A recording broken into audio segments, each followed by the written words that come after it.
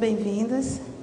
Meu nome é Marisa Souza. Eu sou analista em tecnologia da informação do Ministério do Planejamento. Atuo há 5 anos com o projeto do Portal do Software Público Brasileiro.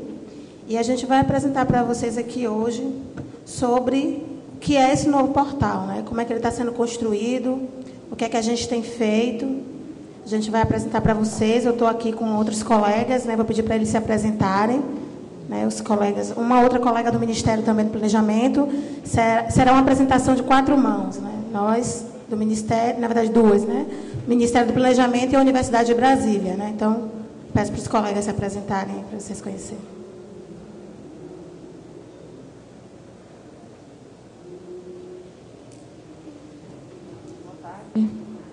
Boa tarde, gente. Meu nome é Nayane, eu sou analista, a gente trabalha com a Marisa lá no Ministério do Planejamento também. Boa tarde. Hello. Meu nome é Arthur, da Expost.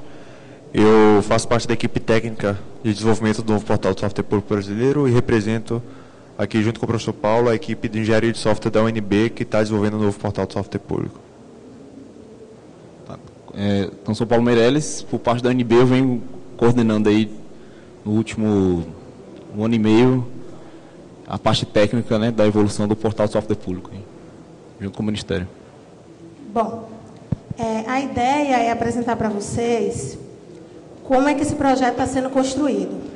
Mas antes, é importante contextualizar um pouco o que é software público, de onde é essa iniciativa. Né?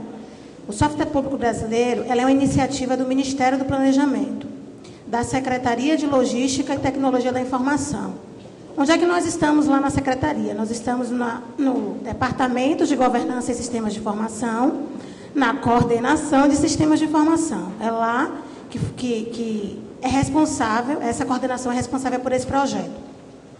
E o que é o software público brasileiro e que motivação levou ao surgimento do software público? Eu vou contextualizar para vocês um pouco o que é o software público, como é que ele surgiu e qual foi a necessidade que motivou o surgimento. Bom, existia uma necessidade no governo de compartilhamento de softwares.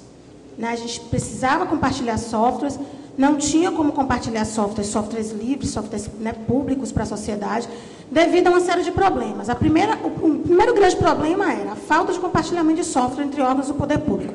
Não tinha como fazer esse compartilhamento.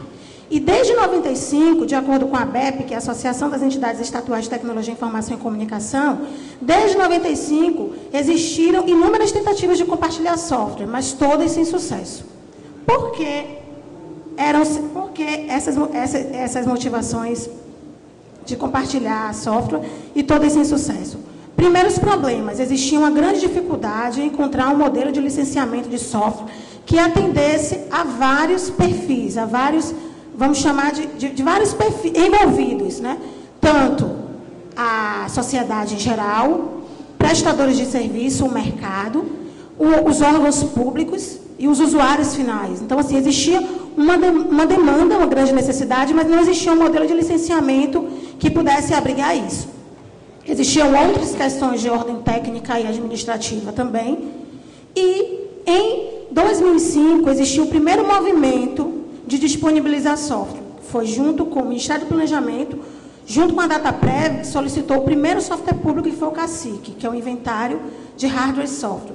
O CACIC foi disponibilizado em 2005, aqui no FISL, né, a sexta edição do FISL, foi disponibilizado o CACIC, sobre licenciamento GPL2. Então, aí a gente já começou a falar em alguma coisa sobre licenciamento, lei de direito autoral, né, a resolução 56 do INPI, a lei de software, dando base para que a gente pudesse fazer algum tipo de compartilhamento de softwares. Para materializar essa disponibilização, a gente precisava de um ambiente que chama-se Portal do Software Público Brasileiro. Entenda, pelo modelo, a gente tem o software, que nesse caso foi o CACIC, que é o software público, e temos o portal, que vai materializar esse conceito. Ou seja, é um ambiente virtual onde eu vou utilizar para disponibilizar esses softwares. Hoje, por exemplo, nós temos 69 soluções disponíveis no portal.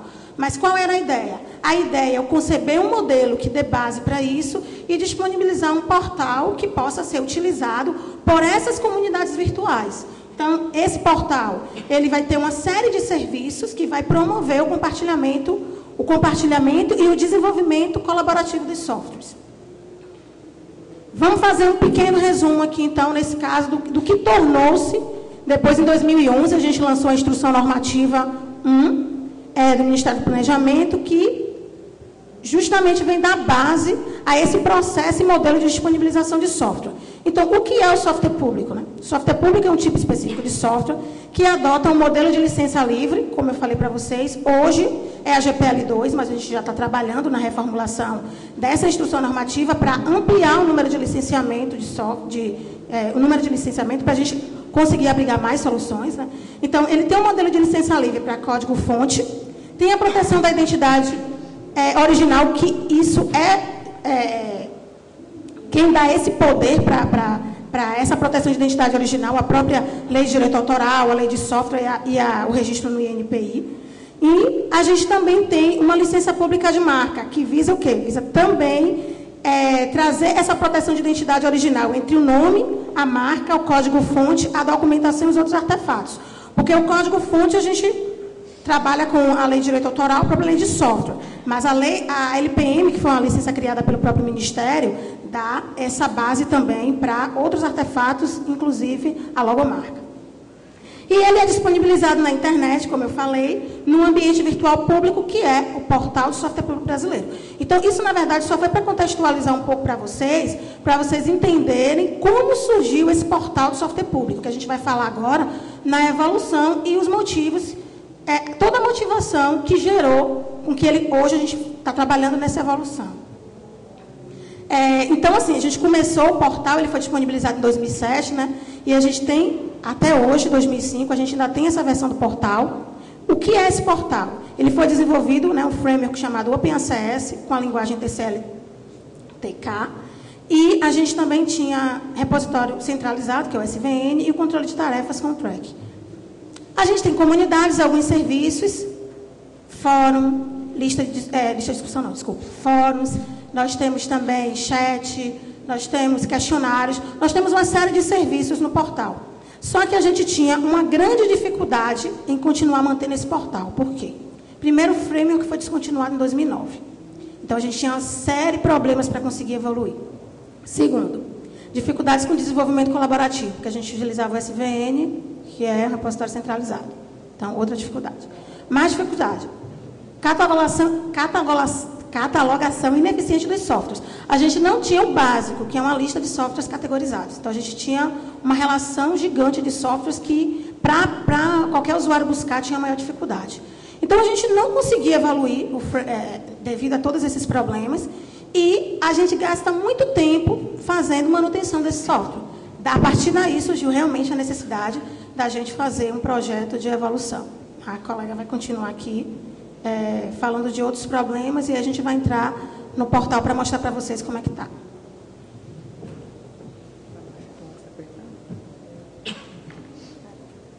Bom, dentro do que a gente estava pensando do novo portal, a gente entendeu que a gente tinha que fazer uma reformulação tanto técnica quanto jurídica também, né?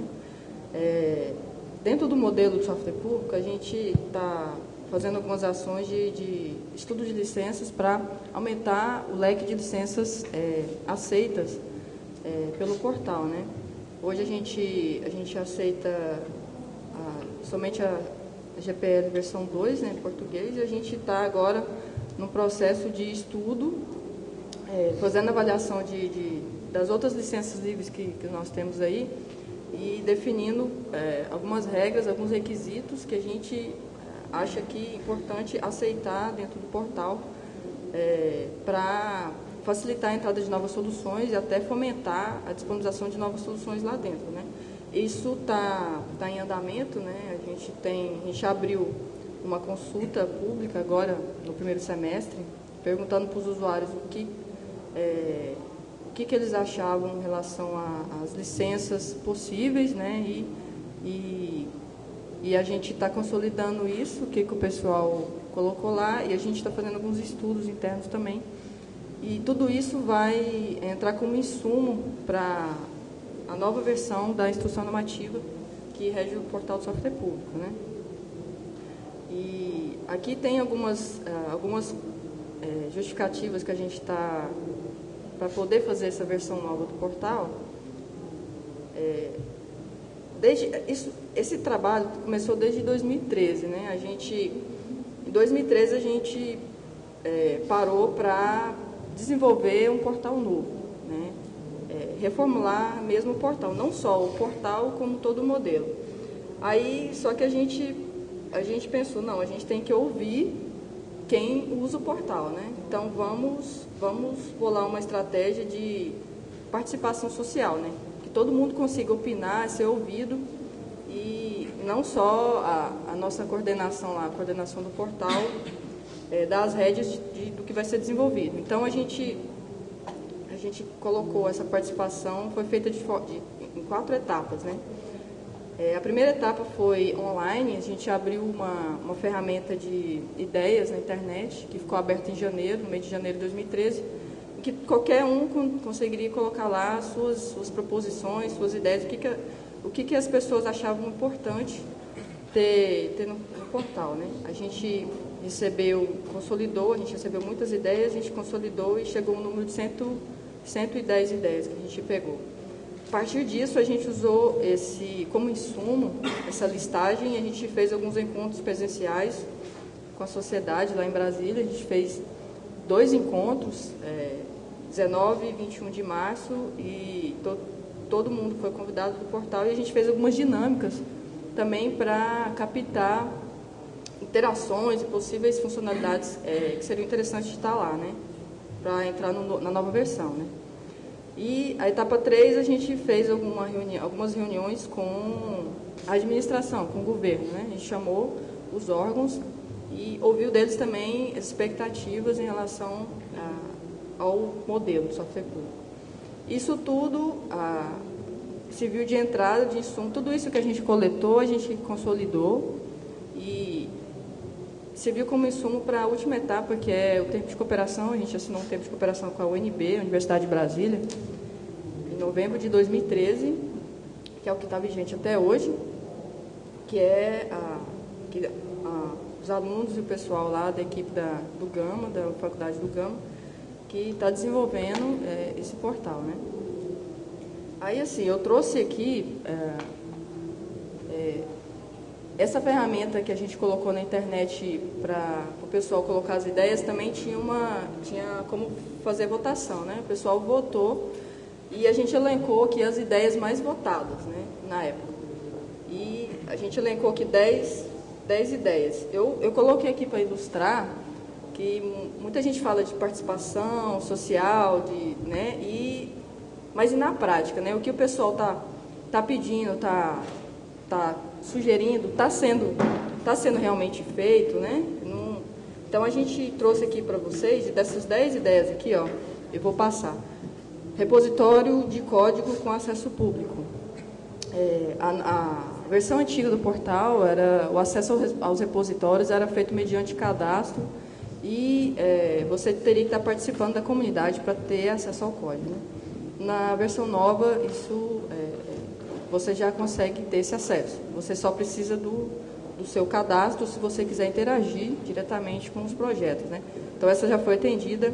O item 2 de acesso às comunidades, você conseguir ver as informações de softwares das comunidades sem cadastro também já foi atendida. Suportar versões de sistema de controle de versão distribuídos, né, que é o Git, que também já era muito solicitado no portal pelos usuários, também já foi atendido. Ponto a colaboração, que entra muito a questão de gamificação, né, de você mostrar como é que está a interação, quem participa, também já está sendo atendido. Pesquisar softwares por funcionalidades, integrações com redes sociais, está previsto no projeto. E o 8 também já está atendido.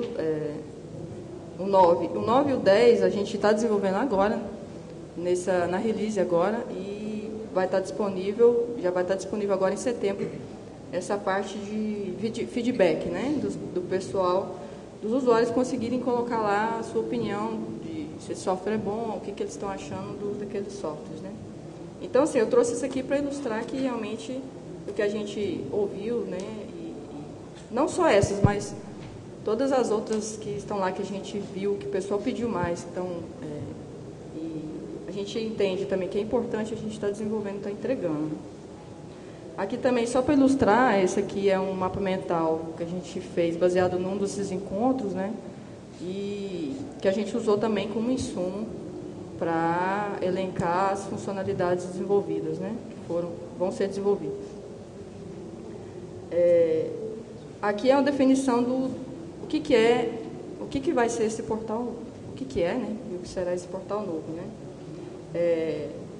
Muito mais que um portal, né, uma plataforma. A gente está integrando várias ferramentas de software livre para facilitar o desenvolvimento colaborativo, que a ideia é não só ter um software lá, mas a pessoa consiga trabalhar junto na evolução desses softwares que estão lá, né. Aí aqui já é já é o software novo, a versão nova do portal que está em produção hoje, já está sendo utilizado já. E aí agora eu vou passar agora a palavra para o Paulo. Vamos lá. Aí ele vai explicar um pouco como é que essas ferramentas estão implementadas hoje, né? E como é que elas se interagem, como é que elas se integram. Tá. Obrigado, né? Então, deixa eu voltar aqui. Então, eu sou recém-professor lá do UNB, cheguei em abril de 2013, e então, em julho de 2013, eu fui para uma reunião com o então diretor do departamento delas, e justamente isso, me apresentaram este negócio, que é elegível. Mesmo se tiver impresso na sua frente, é elegível. Tá? Além disso, veio acompanhado dos 145 requisitos, né? Aí a gente, ok, né? Vamos entender isso aí. E a gente resolveu, então, se aproveitar de toda a experiência da comunidade software livre e das principais ambientes que hoje a comunidade software livre usa. Então, possivelmente, quem é desenvolvedor usa GitHub, GitLab ou alguma coisa muito próximo disso, ou algo parecido. Todos nós estamos em alguma rede social. O mínimo para se ter uma comunidade é um canal de comunicação, que é uma lista. Então a gente começou a gente não quis reinventar a roda. Lógico que a gente olhou para esse mapa mental, olhou para os requisitos, mas a gente vamos tirar proveito do que a comunidade software livre tem. Então isso que a Anaine falou do que é justamente o título do objeto do documento, né, que formaliza o acordo entre o Ministério do Planejamento e o UNB, que eu estou coordenando, né. Então, primeiro é mostrar para vocês que o que o Ministério fez é muito difícil. Começou um processo lá em 2004, 2005, em 2007 colocou não só um portal, o portal, né, que ainda está no ar, né, quem olha assim de fora, é um sitezinho, mas a concepção de um modelo, de um instrumento, de um normativo, né, de transformar o software livre, né, esse conceito de software livre em software público, isso se tornar algo legal, né, do ponto de vista jurídico no governo, não é fácil. E também a tecnologia para isso.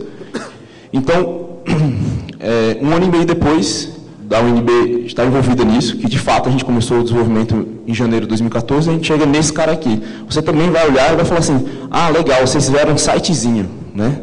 Vocês fizeram um sitezinho. Não, a gente não fez um sitezinho, a gente fez uma plataforma que integra, neste momento, 4 serviços. E quando eu digo integra autenticação, ou seja, fazer 4 plataformas diferentes, já existentes, se logar, né, com um usuário único, com login único, não é algo trivial. Fazer essas 4 ferramentas que eu vou falar quais são, ter uma aderência de identidade visual não é fácil, e fazer elas se comunicarem é muito, muito difícil. Além disso, a gente vai entrar em outras questões técnicas, né? Mas mais ou menos este foi o problema que a gente pintou, então, do ponto de vista de arquitetura, para o Ministério. falou o que a gente precisa, né? Eu brinco falando assim, o Ministério chegou para a gente pedindo o Google do governo, né?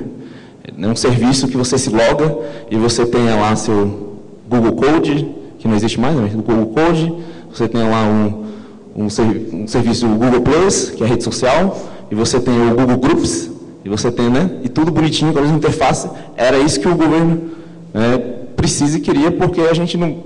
porque o governo não usa, então, um GitHub da vida. Não, a gente não pode deixar nossos projetos e as informações em servidores fora do país ou fora da alçada da Administração Pública Federal.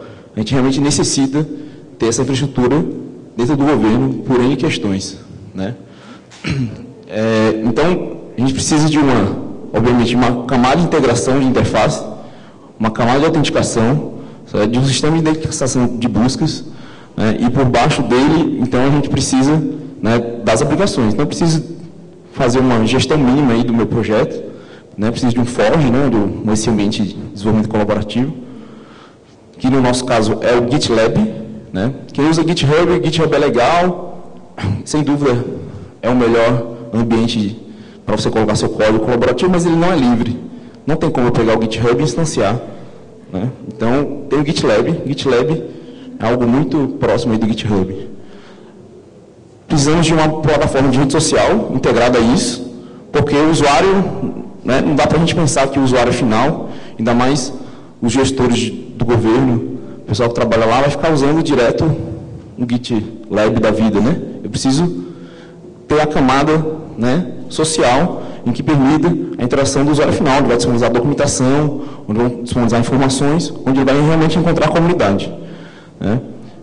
Lista de e-mail, chat, outros serviços, e além disso a gente botou uma inovação nesse contexto todo, que é a análise de código-fonte. A gente quer que na hora que o cara cadastre seu projeto, um serviço vá lá e monitore o código-fonte daquele projeto. O que é monitorar o código-fonte? Estou falando desde o número de linhas de código, até eu passando por complexidade cromática, saber se tem muitos, né, se tem código muitos macarrônicos, digamos assim, coesão, complemento e assim por diante. Então, essa arquitetura aí que a gente projetou e começou a trabalhar. Por trás desse site, você acha que é um site, não é um site, é uma plataforma, já tem parte dessa arquitetura implementada. O que você está vendo aqui é a parte de rede social, que é a Atmosfera. A Atmosfera já vem sendo desenvolvida desde 2006 e a gente se apropriou do Atmosfera, que é um software livre, e evoluiu para ser integrado. Tá? Então, só para dar nome aqui às ferramentas, essa camada de integração com autenticação, está no azul claro, é Colab. Também não foi desenvolvido por nós. Foi desenvolvido em um projeto do Interleges, a gente também se apropriou e vem envolvendo o Colab. Por debaixo dele tem o Solar, da Apache, um serviço de indexação, né? Então, um serviço da Apache. Sistema de desenvolvimento colaborativo é o GitLab, rede social é a Atmosfera, lista de e-mail é o Mailman e a análise de código-fonte ali, o serviço vai ser o Mesuro, que está sendo integrado nessa release. Então, isso vem desenvolvendo a gente da Universidade de Brasília, da Faculdade do Gama, né, um campus descentralizado do projeto Reúne, é um campus de engenharia, e nesse campus de engenharia tem um curso que é o primeiro bacharelado em engenharia de software do Brasil, fundado lá em 2008.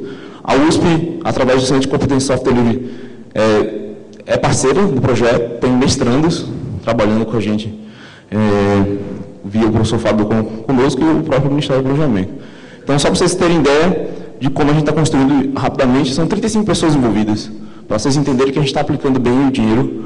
O projeto, no total, é de 3 milhões e 200, começou ali em novembro de 2013, vai até outubro de 2016, e 35 pessoas envolvidas, 18 são alunos, 6 são graduados, sendo desses 6, 5 são ex-alunos nossos, já, 2 mestrandos, 5 profissionais sêniores, 3 professores e tem um apoio administrativo. Veja que a gente entendeu que eu preciso dessa camada de sêniores, porque professor nem aluno resolve problemas não triviais. Tá? Então a gente tem que ser bem honesto, e a gente trouxe sêniores para o projeto. Então, esses aqui são os alunos, parte deles estão aqui, certo? Então são 18 alunos ali. E está sendo, o fato de estar no Gama é legal porque a gente consegue atrair os melhores alunos, que eles não têm que ficar se deslocando. Esses aqui são os graduados ou os formados. E, obviamente, eu fui relativamente esperto. Eu trouxe o principal desenvolvedor do Nosfero, que está ali, o terceiro, que está ali atrás. E eu trouxe o criador do Colab, o terceiro está aqui, na ponta. E eu trouxe o criador do Colab, o Sérgio. Então, o core desse projeto é o Nosfero com o Colab, né? O GitLab, ele é um projeto internacional à parte, a gente traz e integra. E o Mayman também, que o Mayman já era usado no Colab. Então, além dos alunos, os profissionais, pegamos o recurso e aplicamos certo na comunidade de software livre. Trouxemos os principais atores dessas comunidades para o projeto, os remunerando muito bem para que eles possam trabalhar no projeto. Tá? Então, o time, assim, tem 8 pessoas no Nosfero, 11 no Colab, 2 no Missouri, que estão na USP, a gente tem um time de DevOps com 4 pessoas, tem um time de design, que foi um time com 5 pessoas, tem o estudo lá das licenças com o professor Carlos Denner e o aluno dele, e a gestão é formada por 3 pessoas. Certo? Então, estamos aplicando muito bem esse recurso. Isso aqui é a linha do tempo para vocês entenderem onde é que a gente está no projeto. A gente começou a instanciar ali no final de novembro, dezembro, a gente fez algumas entregas e agora a gente está justamente aqui no meio, na Release 4. Nós vamos fazer 7 entregas para o Ministério, estamos no meio da Release 4. Então, estamos exatamente na metade do projeto.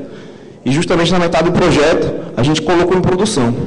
Se você entrar agora em portal, Software Público Gov.br já vai. Software Público Gov.br já vai entrar o que está em produção no SERPRO, né, que é onde o Ministério do Planejamento contrata a nuvem e coloca seus serviços. E não é fácil colocar isso, né, no domínio do SERPRO. A gente usa métodos ágeis, obviamente, né, porque primeiro que ninguém trabalha... eu não tenho uma equipe de 40 horas, né? Com os alunos são 16 horas, os profissionais são 20 horas, e cada um tem seus horários diferentes, mas a gente usa métodos ágeis, e aí a gente faz ciclos, né, releases de 4 meses e ciclos de 15 dias, né? Eu vou passar essa parte aqui do métodos ágeis, para a gente ir para cá. Então, o Arthur vai explicar melhor, mas antes dele explicar a parte por trás, a gente vai navegar já no atual portal, para vocês entenderem melhor essa arquitetura, mas isso é a topologia, né, que está instalado já no SERPRO, né, na nuvem do Ministério do Planejamento. Né, são 5 máquinas virtuais, certo? Que é instanciado, e o terceiro com o Sérgio, com a nossa equipe, automatizou tudo isso com scripts chefes, chefe e outros scripts que o Arthur vai exemplificar aqui, mas essa é a topologia do que você vê primeiro e acha que é um site, né? Ou portal, por isso que não é mais portal, é plataforma. A gente vai entrar nisso. Antes de entrar nisso, vou pedir para o Arthur navegar aqui, enquanto eu falo. Né? Já estamos com alguns slides abertos, ou algumas abas abertas. Aqui, né? Tá. Então, você entra aqui, se depara, então, com essa... O Colab está por cima disso aqui, mas aqui é o Nosfero, você tem um catálogo aqui, de repente o Arthur pode fazer uma busca, se a internet estiver boa. Então, esse tipo de coisa simples não estava implementado, né, de fazer uma busca. Cada software desse, na prática, é uma comunidade na rede social, certo? No Nosfero, então, é uma comunidade, e a gente fez um plugin onde essa comunidade ela tem informações de software, que a gente chama comunidade de software. Né? Então, você localiza facilmente, tem as categorias. Então, esse tipo de problema... a gente só precisou evoluir o Nosfero para resolver esse tipo de problema. Entra numa página de comunidade, aí você tem todo o catálogo. Ou seja, na IN 04 de contratação de software do governo brasileiro, diz assim, você não pode contratar um software proprietário se ele estiver no software público brasileiro. Então, por isso que a cara da plataforma software público brasileiro é esse catálogo. Porque... Tem outro. Alô? Alô? Alô? Oi? Para você justificar a compra de um software proprietário, você tem que provar que ele não está aqui. Certo? Então, o catálogo para o gestor, para aquele cara que quer comprar o Office, certo?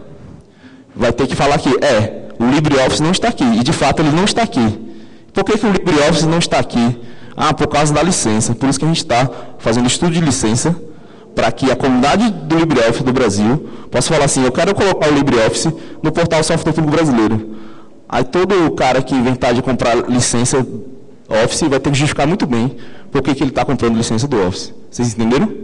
Tá? Hoje o LibreOffice não está aqui. Mas, por exemplo, todo órgão público precisa de um sistema de inventário, não é isso? Certo? Então, o órgão público, que é uma coisa bem simples, né? Mas eles cobram milhões. Certo? Milhões mesmo. Mais caro que o nosso projeto, os caras vendem o sistema de inventário. Então, o cara vai ter que justificar muito bem por que ele está comprando um sistema de inventário proprietário e não está usando o cacique. Então, isso está na legislação brasileira de contratação de software. Então, por isso que o portal Software Público ele é importantíssimo para a política de TI do Brasil. E é por isso que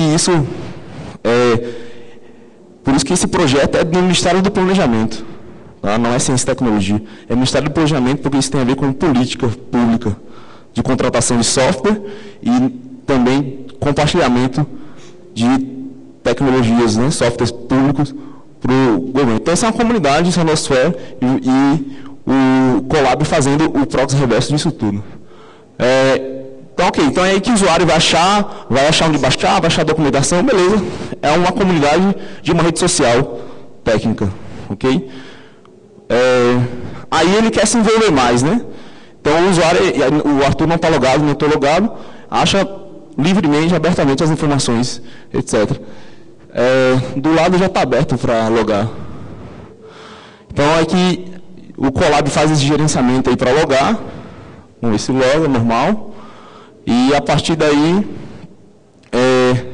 por onde o Arthur navegar agora, ele vai estar logado. Então, antes no software público, você tinha que se logar no portal, depois tinha que se logar no SBN, você tinha cadastros diferentes, e fez uma autenticação única. Algo que parece simples, mas não é simples quando você está lidando com ferramentas já construídas. Né? Então, o usuário também vai ter seu perfil, assim como uma rede social normal, suas atividades, ele vai poder ter os relacionamentos dele, não é o foco, mas é onde você vai achar quais comunidades ele está envolvido. Então, uma rede social. Aí ele se cadastrou e resolveu, né, pensando aí para quem é do software livre, aí, pensando naquela nível de cebola, né, de colaboração, ele agora resolveu reportar alguma coisa, discutir, então ele vai para a parte dos grupos, tá aberto aí. Certo? Então, isso aqui é o Colab fazendo, sendo como um front-end para o Mailman. Para quem já usou o Mailman, tem uma interface bem feia, né? Então, o Colab, ele tem o Mailman por default, e desce lá para a nossa lista aí. Então, você usa essa interface como interface Mailman, mas também como um fórum de discussão. Entra no e-mail aí qualquer.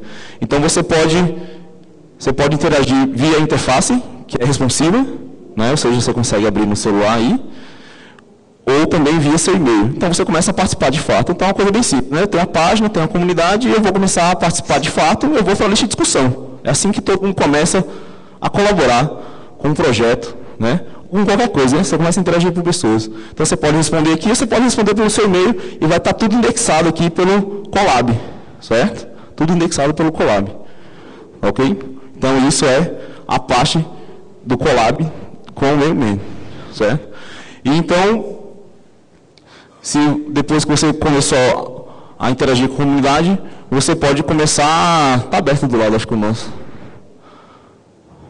Isso. Não, vai lá, abre as issues lá. Então, você pode começar a reportar bugs, né? Ou se você é um desenvolvedor, você vai poder pegar esse código, você vai poder fazer fork, você vai poder fazer tudo o que você faz no GitHub da vida, porque o GitLab, né, permite isso. Tá? Então, você tem uma plataforma de colaboração no desenvolvimento que permite tudo isso. Você criar isso, você reportar isso, você fazer fork, você colaborar, você fazer merge request, você usar, ou seja, você usar tudo o que o desenvolvimento colaborativo e distribuído hoje utiliza na prática, mesmo sendo software livre ou não sendo software livre. Tá? Mesmo sendo numa comunidade de software livre ou sendo numa comunidade fechada. Empresas usam isso daí. Né? Ontem a gente foi na Total ali, eles usam isso daí. Né? Eu fui lá na TW, aí vi lá as TVs com a equipe que estava em São Francisco, com a equipe que estava não sei onde, aí tocam lá, e é isso que esse tipo de ferramenta, né? GitHub, que eles usam. Né? Então, aqui é o GitLab, que é um software livre que permite isso tudo. Aí isso tudo que a gente está mostrando, que o Arthur está mostrando aí para a gente, é o nosso próprio projeto, utilizando a própria plataforma. Certo? A lista de discussão que vocês viram ali, ela é real, é a nossa lista de discussão, e isso que o Arthur está mostrando é uma história, né, do time de DevOps que está sendo, né, finalizada, por exemplo. Tá? Então a gente cria milestones e cria issues por aí. Então o nosso próprio projeto, ou seja, entra na capa do repositório do grupo do software público. Todos os repositórios do nosso projeto, nosso repositório do Nosfera, nosso repositório do Colab e nossos outros repositórios do Proxy Reverso, eles estão aqui. Né? E todos os repositórios de documentação do que for que a gente faz em texto puro e compila também está aí, tudo aberto. Certo? Então, o nosso próprio projeto está mostrando como explorar a plataforma. Então, eu naveguei aí, né, com o Arthur aqui, na rede social Nosfera, no Mailman, na interface do Mailman, e no GitLab, com o Colab, fazendo toda essa autenticação única, né, com usuário único. E observem que há uma aderência visual. A gente navegou entre 3 ferramentas e ambientes e há uma aderência visual. Certo? Aí a gente vai evoluir para os próximos passos, porque cada uma dessas ferramentas tem perfis. Tem o perfil do Nosfera, tem o perfil do Colab, tem o perfil do... Então a gente precisa integrar esses perfis e a gente está evoluindo. Mas o que está aí já é o suficiente para ser bastante usado e nós mesmos estamos usando no nosso dia a dia. Nada nosso está fora da plataforma. Certo? Então vou passar para o Arthur aqui explicar uma contribuição bastante interessante para o próprio governo, que é a parte de DevOps desse projeto. Aquelas 5 VMs ali, né, o terceiro e o Sérgio, junto com a nossa equipe, desde o ano passado vem construindo scripts, e hoje toda essa plataforma, ela sobe em torno de 40 minutos. Certo? Você roda os scripts e ela instancia 5 VMs em torno de 40 minutos. Então o Arthur vai entrar nessa parte aí. Certo. Então esse é um ambiente bem... Esse é um ambiente bem complexo em termos de serviços, a gente tem integração... Vai mostrar aqui, né? Porque está baixo, tem que falar bem. Esse é um ambiente bem complexo em relação a serviços. A gente tem vários serviços sendo rodados, aí, sendo executados embaixo do Colab para que a gente possa prover todas essas funcionalidades. E, como o Paulo já disse, principalmente a Nosfera, o próprio Colab, o GitLab e o Mailman, que são as aplicações principais. E essas aplicações, a gente projetou elas para ser divididas em 5 máquinas diferentes. Essa infraestrutura já é a mesma que está sendo replicada dentro do Ministério do Planejamento, lá da infraestrutura do próprio Serpro, né? E ela conta com essas 5 máquinas. Primeiro, a gente tem a única máquina de acesso externo para requisição HTTP, que é o front-end HTTP, que é essa Reverse Proxy, que é essa máquina que a gente chama de Reverse Proxy. E ela faz esse Proxy Reverse para todas as requisições que são feitas no portal, certo? E ela faz sempre um redirecionamento para essa máquina chamada de Integration, que é onde as requisições que são feitas no portal são gerenciadas pelo Colab, certo? O Colab, então, a partir do momento que ele tem essas requisições, que ele faz o gerenciamento de qual ferramenta deve responder, qual serviço deve responder, a partir do que o usuário solicitou, né? E essa máquina de integração, ela conta com 3 serviços importantes do portal. Primeiro, que é o Colab, que faz o Proxy Reverse. Ela tem um GitLab também, onde a gente funciona também o SSH para fazer pull, push e usar o Git de maneira adequada. E também tem o Mailman. Outra máquina com IP externo é nossa máquina de e-mail, em que a gente usa para receber e enviar e-mail e utilizar assim as listas de e-mails que são gerenciadas aí pela aplicação do meu e-mail, certo? A nossa quarta máquina é o Nosfero, que a gente decidiu rodar em uma máquina diferente, bem robusta, porque ela recebe muitos dados e a maior parte da interação do portal toda é feita dentro do Nosfero, que é a parte social, que é a parte pública e que é a parte, muitas vezes, que as pessoas vão acessar porque elas nem precisam estar logadas para acessar as páginas do portal, acessar o catálogo, acessar outras coisas, como o próprio Paulo já disse. E, por fim, a gente tem uma máquina final, que é a máquina de banco de dados, em que a gente roda o PostgreSQL e todas as aplicações têm um banco de dados dentro desse Postgres. Só que a integração é feita no Colab, né? Cada serviço tem seu próprio banco de dados, gerencia suas próprias informações, certo? Então, isso é um ambiente bem complexo de subir. A gente, no início, teve bastante dificuldade até a gente conseguir instanciar esse ambiente como um todo em ambiente de desenvolvimento. E, aos poucos, a gente foi notando que a gente tinha que automatizar isso tudo para que a gente pudesse, um dia, passar isso para a infraestrutura do Ministério, né? Uma vez que a gente não tem acesso, a gente pensou que o ideal seria automatizar para que o próprio Ministério pudesse manter isso de maneira mais fácil possível, certo? E aí que entrou a questão da equipe de DevOps, que é uma equipe que é montada hoje por 5 pessoas, mais ou menos, e onde vieram a maioria das ideias que foram implantadas aí para a gente conseguir subir esse ambiente complexo. Primeira coisa, esse ambiente que a gente tem lá no Ministério é um CentOS, e muitas das ferramentas que a gente estava utilizando, CentOS 7, muitas das ferramentas que a gente estava utilizando não eram empacotadas para esse CentOS. Então, o que a gente teve que fazer, o primeiro passo, foi justamente empacotar essas ferramentas, empacotar algumas dependências, para que a gente pudesse, então, instalar de maneira automatizada e de maneira correta dentro dos sistemas operacionais, né? E dentro dessas VMs. Então, e como resultado disso, a gente teve 15 pacotes que já estão disponíveis no OpenSUSE. Outra coisa que foi importante também, a gente resolveu utilizar o Chef para fazer gerenciamento das máquinas virtuais que vão ser utilizadas no portal, baseado nessa infraestrutura, certo? O Chef, ele é uma ferramenta de gestão de configuração, em que ele provê uma linguagem própria de domínio para você fazer as configurações e você versionar até esses códigos em que você utiliza para fazer essas configurações de uma maneira mais fácil para as pessoas, né? Então, e depois o Chef foi criado dentro do contexto do portal, criado pelo Antônio III, uma agência chamada Shake, que ela provê um conjunto de tasks Rake do Ruby, que é semelhante ao make file, né? Justamente para configuração de ambientes remotamente, através de VSSH. E o que a gente fez, então, dentro desse conjunto de coisas que foram desenvolvidas aí dentro da equipe de DevOps, foi justamente utilizar isso para fazer configurações de todo esse ambiente complexo, dessas 5 VMs, a partir de uma estação de trabalho pré-configurada que tivesse, por exemplo, o Ruby ou o Shake para executar comandos fáceis que configurasse cada uma dessas máquinas virtuais para subir esse ambiente. Então, só um exemplo aqui de como é o manual, basicamente, de como subir o portal do software público brasileiro, mesmo com todos esses serviços. Basicamente, o que você faz é baixar o repositório através do Git aí, que a gente tem todas as receitas, tudo que é utilizado para configurar essas máquinas virtuais, todas as referências para os pacotes, né, também. Você roda um Rake pré-config, você só roda isso na primeira vez que você está executando, e você também especifica o ambiente que você está executando, que você quer subir. No caso das receitas, a gente configura exatamente quais IPs vão para quais máquinas e como esses ambientes se chamam.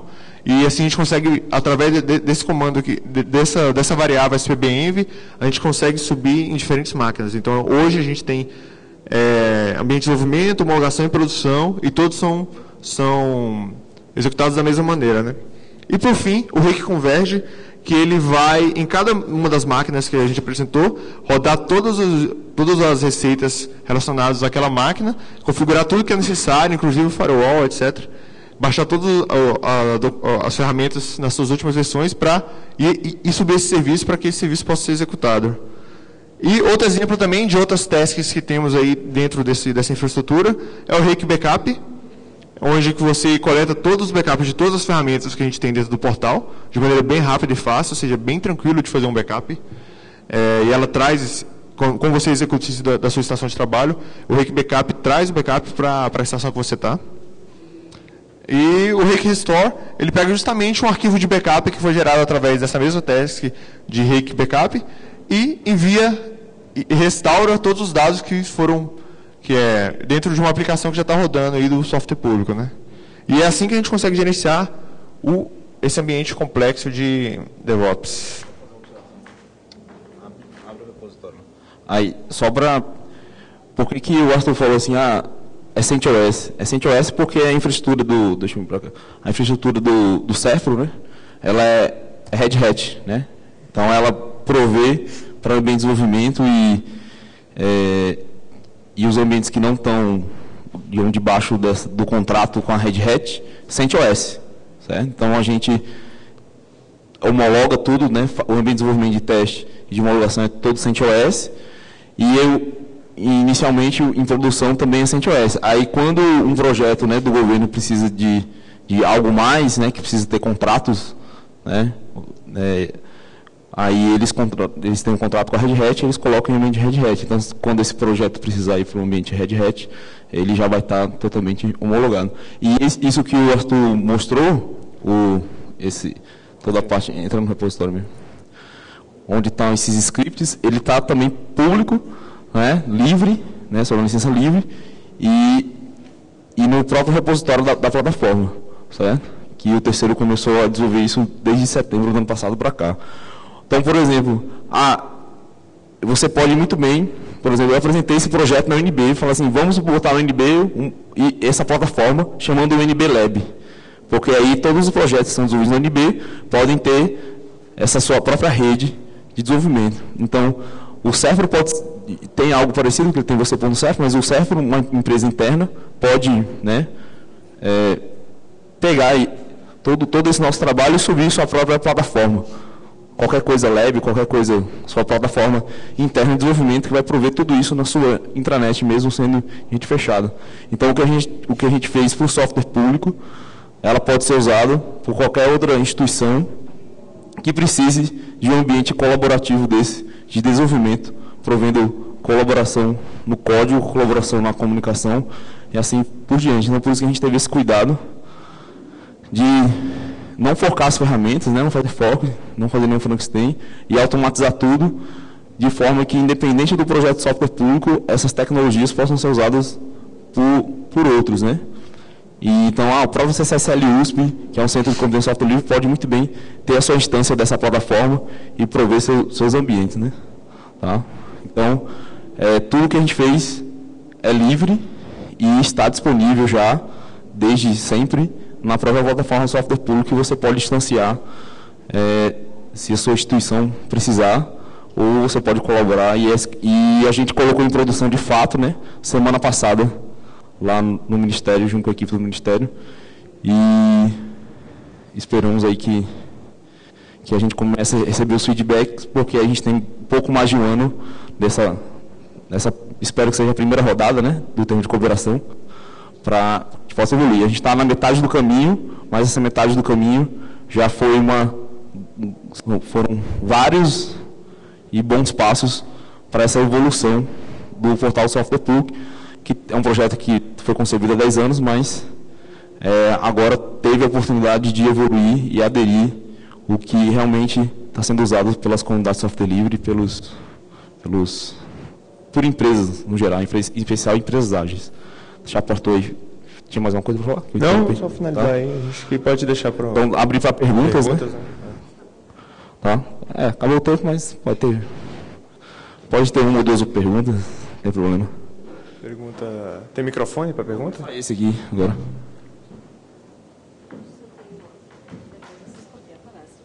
Tá.